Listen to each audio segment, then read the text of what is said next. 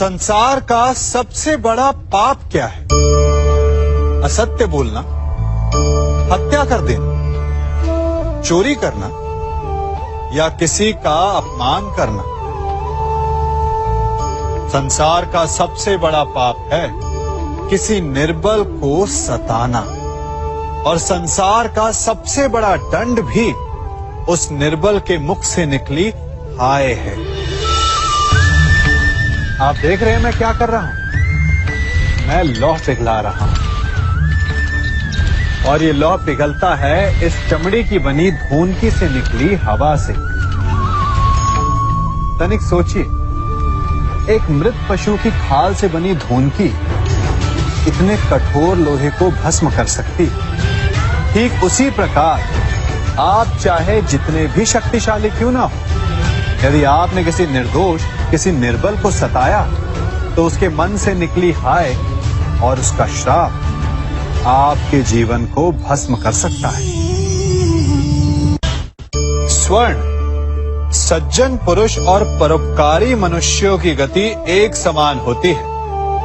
यदि स्वर्ण टूट जाए तो उसे गर्म करो, ताप दो, पिघल कर वो फिर से जुड़ जाता है।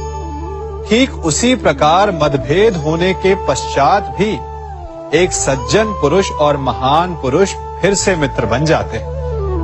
परंतु दुर्जन दुष्ट माटी से बने लोग उस पके हुए मटके के समान होते हैं कि जिनमें यदि एक बार दरार आ जाए तो वो स्वयं ही स्वयं का सर्वनाश कर लेते हैं। इसलिए मित्रता केवल सज्जनों से ही करें ताकि मतभेद ना हो। दुष्टों का समूह अपना नाश स्वयं ही कर लेता है।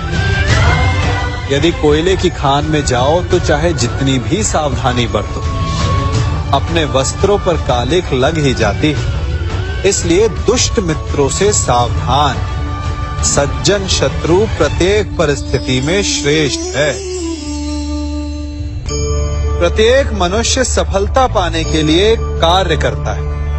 कुछ सफल होते हैं, कुछ नहीं होते, और जो सफल नहीं होते वो सदा अपनी असफलता का कारण या तो अपनी परिस्थितियों को बताते हैं या अपने सहयोगियों को दोषी ठहराते हैं। परंतु क्या वास्तविकता में ऐसा ही होता है? क्या कोई परिस्थिति या कोई व्यक्ति किसी की असफलता का कारण बन सकते हैं? उत्तर हां भी है और ना भी। कैसे? आप इस तितली को देख रहे हैं? आपने एक मक्खी को भी देखा हो। प्रकृति ने दोनों को समान गुण दिए हैं रस पान करने का।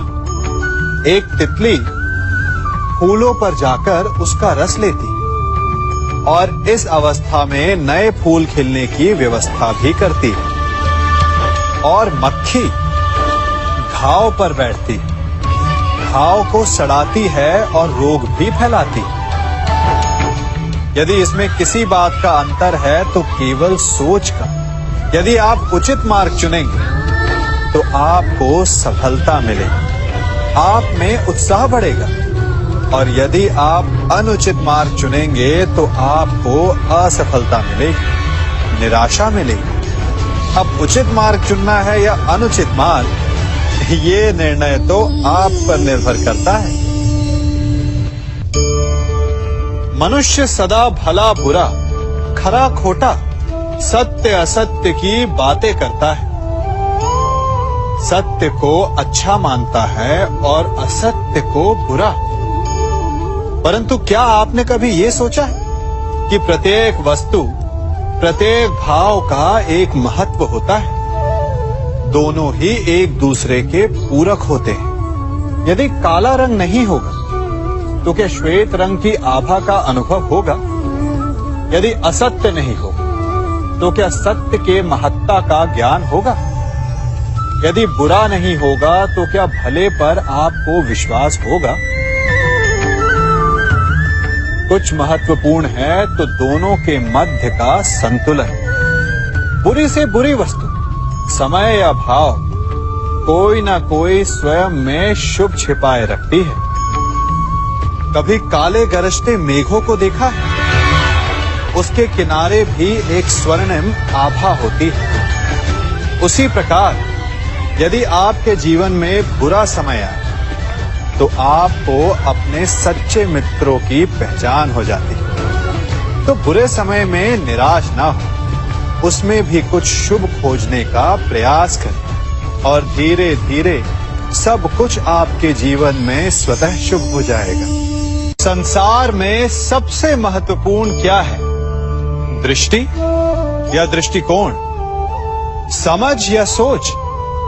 सामान्यतः मनुष्य की दृष्टि और सोच में अधिकतर वो वस्तु, वो घटनाएं, वो भाव श्रेष्ठ हैं जो हमें आनंद दे, और जो हमें आनंद नहीं देते उन्हें हम दुखदाई मान लेते हैं। परंतु दृष्टिकोण और सोच को यदि एक भिन्न कोण से देखें तो परिस्थितियां भिन्न सिद्ध हो सकती हैं। जिस प्रकार भीषण गर्मी हमें सुहाती नहीं, परंतु वही गर्मी सागर और नदियों के जल को वाष्पित करती है और हमें मनोरम वर्षा का आनंद देती है, उसी प्रकार भीषण परिश्रम के पश्चात हमें सफलता मिलती है। शिक्षा के पश्चात हमें हमारा लक्ष्य मिलता है। तो सदा स्मरण रखिएगा कि दुख और पीड़ा से भागे नहीं, क्योंकि यही भविष्य में आने वाले सुख का मूल है। जब भी आपने यात्रा की होगी तो अवश्य अपने मार्ग के आसपास कुछ रिक्त स्थान देखे होंगे, कुछ खेत देखे होंगे, कोई ना कोई भूमि का टुकड़ा अवश्य देखा होगा। कुछ स्थान ऐसे होते हैं जहां पेड़ लगे होते हैं, जहां माली बड़े प्रेम से उन्हें बोता है, उन्हें सींचता है। और कुछ स्थान ऐसे भी होते हैं जहां बिना माली के खरपतवार उग जाते हैं, कुछ अन्य पौधे उग जाते हैं। माली द्वारा उगाए वृक्ष हमें ठंडी छाया देते हैं, हमें फल देते हैं, ईंधन के लिए लकड़ियां देते हैं।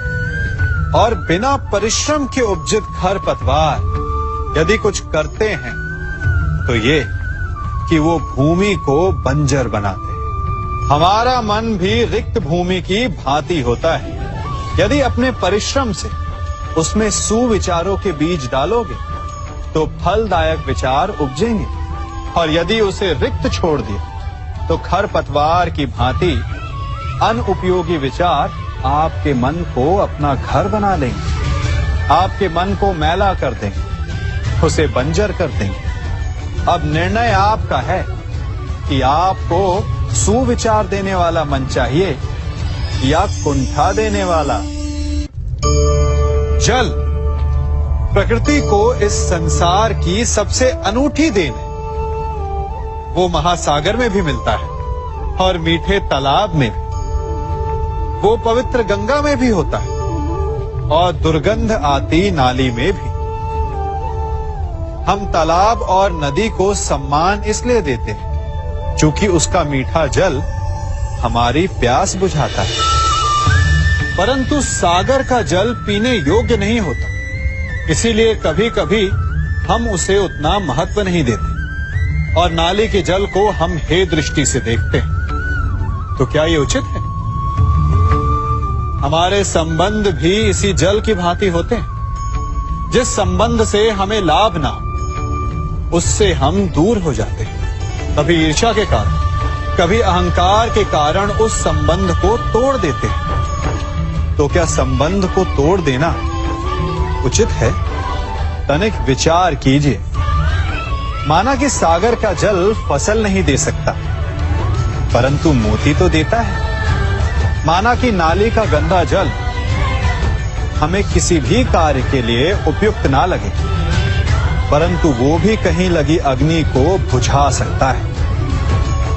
ठीक इसी प्रकार प्रत्येक संबंध कहीं ना कहीं किसी न किसी परिस्थिति में उपयोगी हो सकता है।